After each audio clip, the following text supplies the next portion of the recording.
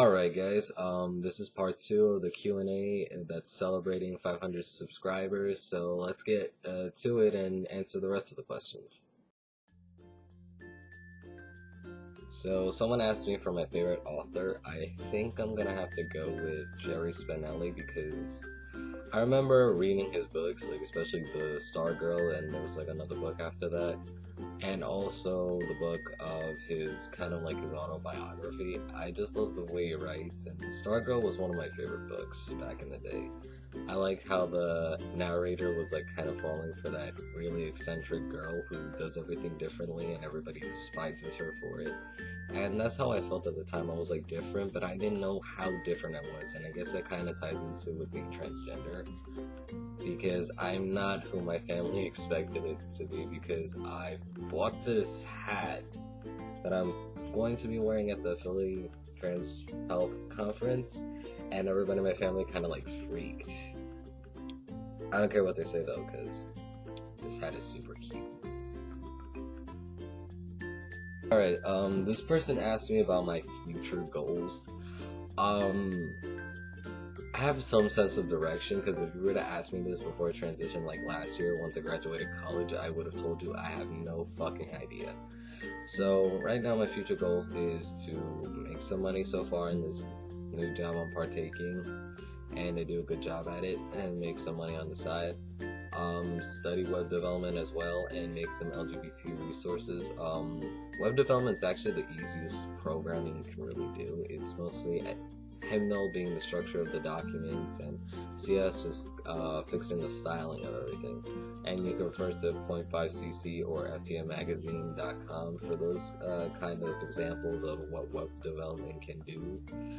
So there's that. I also like to hold down a job that I could live with. I honestly just want a full-time job doing anything I'm not really going to get bored at, because I never really wanted a textbook kind of career. I never was like my brother that said, oh, I want to be some sort of medical doctor or a surgeon or anything like that. And while I do have a bachelor's degree in psychology, I'm no longer really interested in that. And I did have like this phase where I was like, I want to be a gender therapist. I really looked deep down inside, and I said, I don't think I could do that on a daily basis. So I will be willing to help people, but not at the expense of making money out of it, because I know at some point it's going to turn into a chore for me.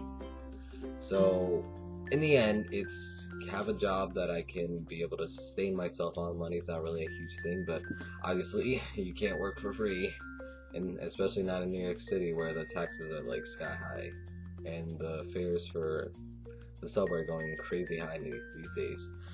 So yeah, there's make LGBT resources, advance to be a transgender activist, speak at some places, and like teach people when there's an opportunity to teach, like within my friends. Like, so far some people don't really understand, so I kind of take an opportunity upon myself to show them like how it's wrong to view them that way, or like if they say something that's kind of like out of line, I take an opportunity to sit them down and explain. And not a lot of people can do that, because some people do just get angry and they don't really do anything to rectify that. And I feel like if I don't do it, nobody else will, because most people, I'm the only transgender person they know, assuming I told them or they found out somehow. So yeah. Okay, I've also been asked why I started this channel, for two reasons. Before my parents came out, I had like no real support that I could like go to and say, hey, this happened and I feel shitty about it. You know, like you have those friends where you could tell them things and you feel somewhat better. I didn't really have that. Now, people were supportive, don't get me wrong, but it was just on the surface level support, so it's not like they were like, you could come to me for anything or anything like that. And I didn't want to bother anybody, so I just opened the channel to like document my changes and to keep myself in check and retain my sanity and say, okay, this happened on this day and I feel crappy about it, and basically just to look at myself and just say, oh wow, this was me at some point as well. And it was like the documenting it, because I feel like if I don't document it and years pass by, I'm gonna be like, man, I don't remember what I looked like or what I sound like or how did I start. Like, well, how did I start and how did I grow as a person? So in a way, this is like the e-journal of my life so far.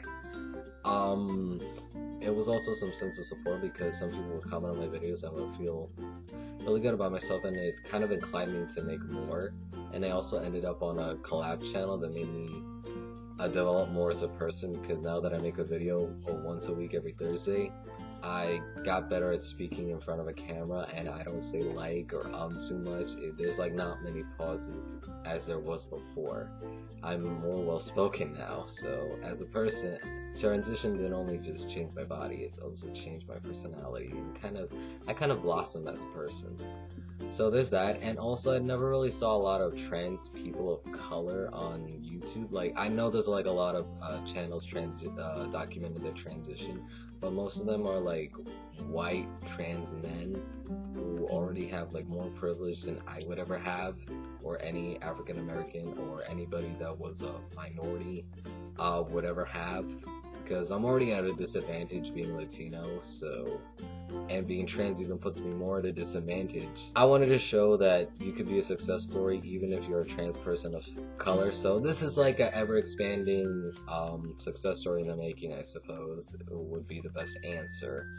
So yeah, those are the reasons why I started this channel, and I don't plan on stopping.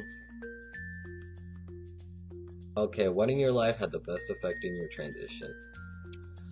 I think the fact that I had the money to do it was like the best thing, because I acknowledge my privilege that even though I was unemployed at the time, and now I got hired somewhere, that I had the money to get hormones, because transition is a very expensive journey. It's not just getting the hormones, it's changing your entire wardrobe, which can get expensive. Have you seen how much men's shoes cost these days? It's like, at least you're dropping that $60 for a decent pair of shoes. And I also had to change my documents, which is not cheap, by the way. Thankfully, the Transgender Legal Defense and Education Fund saved me quite a bit of money in changing my name and everything. But then you also have to change the documents, and almost each one of them, aside from the Social Security card, do cost quite a bit. So far, I still haven't changed my passport because it's $114 to replace it, and I'm not really traveling anywhere, so it's like, I don't need it right now. So I'll get it when I have the money. And it's pretty expensive, really, so you have to be very sure if you want to transition, because it's expensive. It's going to make your life a teensy bit harder, even though we made so much progress in the last couple of years. So I'm very grateful that I had the money to do it. It's my life savings I've been using. And blood work actually takes quite a bit of money out. The first time I had blood work was like to test my testosterone levels, like after I've been taking it for a while. It cost me $337 out of pocket. Crazy expensive. I actually got 2 questions regarding fashion, because some people are transitioning, they have like no idea. So I got 2 questions on this, so I thought I'd combine them. One of them is, where are your favorite places to shop for a guy? And the other one is, talk about fashion. The places I tend to go, I was lucky enough to be a men's small, so I don't really have to go to those, only a few stores that carry extra small.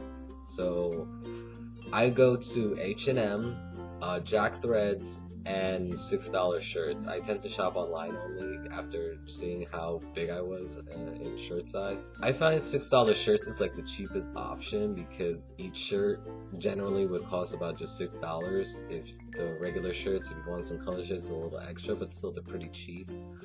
While the shipping might get a little more expensive the more shirts you buy. But for me, it was like the cheapest option to like change my wardrobe and everything, because even this is a shirt from $6 shirts, and it's quite well printed, and I already washed it once, and none of the ink came out or it started to like fade or anything.